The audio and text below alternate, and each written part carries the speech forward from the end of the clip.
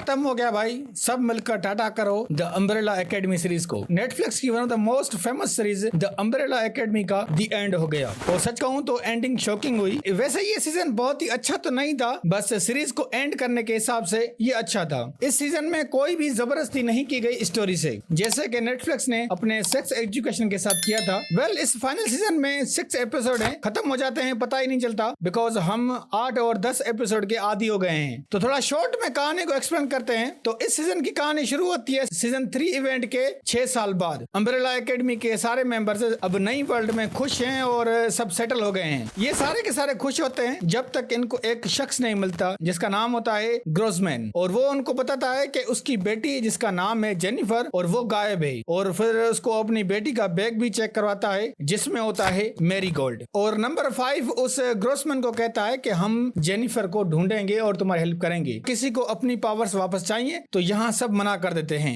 But Ben जो umbrella academy से नहीं है, स्पैरो एकेडमी से होता है, तो उसको पावर चाहिए। देन वो उसी बैग से मैरीगोल्ड चुरा के सबको चोरी छुपा कर पिला देता है, उनकी ड्रिंक्स में मिलाकर। अगले दिन सुबह सभी को पावर्स मिलती हैं क्लाउज को छोड़कर। देन ये फिर मिलते हैं और ये सब कुछ डिस्कस करते हैं, जिसमें बेन बताता है कि उसने ही ये सब किया है। फिर ये सभी बेन पर गुस्सा करते हैं, बट बाद में ये मामला सही हो जाता है। देन ये फिर सब मिलकर जेनिफर को ढूंढते हैं, एक शहर जाते हैं जो पूरा शहर जस्ट जेनिफर को ही प्रोटेक्ट कर रहा था। वेल वहां से कैसे भी करके ये बच जाते हैं और जेनिफर को भी ले आते हैं। बट आधे रास्ते में ही उनको द कीपर्स ऑर्गेनाइजेशन बनाने वाले मिलते हैं, हस्बैंड वाइफ, और इन दोनों का नाम जीन होता है। देन वो उनको अपनी कार से टक्कर मारकर जेनिफर को लेके निकल जाते हैं। देन फिर से ये सब उसी मिशन में लग जाते हैं जिसमें बेन अकेला जाता है जेनिफर को ढूंढने, बाकी दूसरे सारे अपने तरीके से जेनिफर को ढूंढते हैं। फिर इनको द कीपर्स का पता चलता है और फिर ये सब इकट्ठा होते हैं रेजिनाल्ड के घर, जो इनका दूसरी यूनिवर्स में बाप होता है। और वहाँ रेजिनाल्ड की वाइफ भी होती है जो कि अपने हस्बैंड के अपोजिट होती है, बहुत ही अच्छी और काइंड। और वहाँ उन्हीं सभी को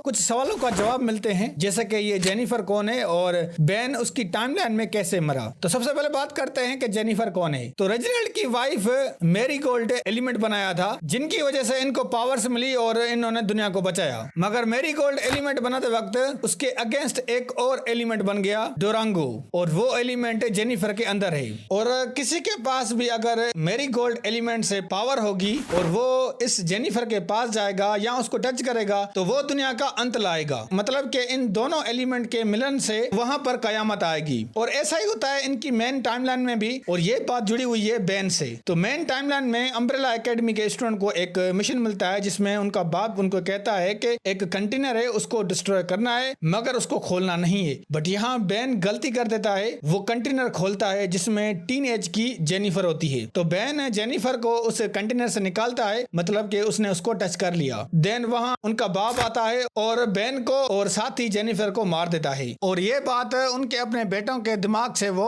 मिटा देता है और उनको याद नहीं रहता कि बेन कैसे मरा। बट उनके बाप को पता नहीं होता कि उन्होंने एक दूसरे को टच कर लेते हैं और उनकी दुनिया वो खत्म हो जाती है। और ऐसा ही सेम इस दुनिया में भी होता है, बेन जेनिफर को ढूंढ लेता है और वो एक दूसरे के करीब भी आ जाते हैं। Then in the last Ben और जेनिफर एक मॉन्स्टर बन जाते हैं और हर चीज को खाते हैं। और ये भी कोशिश करते हैं कि कैसे भी करके इस यूनिवर्स को बचाया जाए, बट वो नहीं कर पाते। देन नंबर 5 को एक सोल्यूशन मिलता है इन सब चीजों को खत्म करने का, और वो होता है खुद को मिटने दो उसी मॉन्स्टर के हाथों। डुरैंगो एलिमेंट है जो उनकी पावर्स के अगेंस्ट है, और जब ये मैरीगोल्ड एलिमेंट खत्म हो जाएगा तो सब कुछ ठीक हो जाएगा। और फिर ऐसा ही होता है, ये सारे मेन कैरेक्टर्स को ये मॉन्स्टर खा जाता है और फिर पूरी यूनिवर्स में एक ही टाइमलाइन रहती है और ये सीजन यहीं खत्म होता है और सीरीज भी। मतलब इन अम्ब्रेला एकेडमी के सुपर स्टूडेंट की वजह से ही ये डिस्ट्रक्शन हो रही थी जो हम 3 सीजन से देखते आ रहे थे, और यही वो सुपर स्टूडेंट बचा रहे थे, पर वो नहीं कर पाते हैं। और हर एक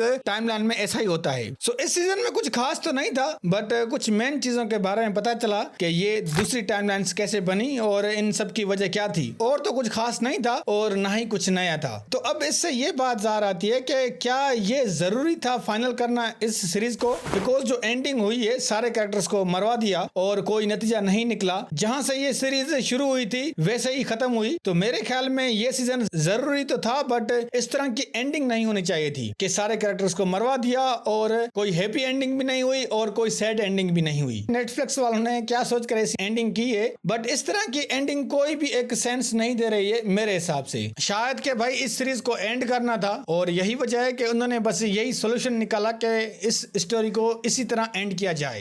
ये तो चलो थी स्टोरी, बट अगर हम कैरेक्टर्स की बात करें तो भाई इस सीजन में ये सारे कैरेक्टर्स मजा नहीं करते। अब जो कैरेक्टर्स थे उनकी स्टोरी इस सीजन में थोड़ी बहुत अधूरी लग रही थी। बाकी ओवरऑल इसकी एंडिंग जो हुई है वो बस सीजन खत्म करने के लिए सही है, बट मैं यहाँ पर सेटिस्फाई नहीं हूँ क्योंकि इससे अच्छी एंडिंग हो सकती थी मेरे हिसाब से। वो मैं इसलिए कह रहा हूँ क्योंकि एक होती है एंडिंग हैप्पी और दूसरी एंडिंग होती है ट्रेजिक। तो यहाँ पर वो दोनों ही नहीं हो रही है। मतलब कि जिन कैरेक्टर्स की वजह से कहानी स्टार्ट हुई थी वही इस स्टोरी में वो नहीं रहते, तो क्या फायदा है इस एंडिंग का। अब यहाँ पर आप ये कह सकते हो कि हाँ उन्होंने यहाँ पर सेक्रीफाइस किया खुद का ताकि वो दुनिया बच जाए, बट मेन बात यहाँ ये आती है कि भाई ये डिस्ट्रैक्शन शुरू भी इन्हीं की वजह से हुई थी। अगर इन्हीं की वजह से हुई थी तो भाई कोई ऐसा सोल्यूशन जरूर निकालते जो ये भी बच जाते और दुनिया भी बच जाती। भाई ये तो मेरा ख्याल है। अगर आपने ये सीरीज देखी है तो आप कमेंट्स करके बताएं कि आपको इसकी एंडिंग कैसी लगी। अगर वीडियो अच्छी लगी तो लाइक करें और हमारे चैनल को जरूर सब्सक्राइब करें।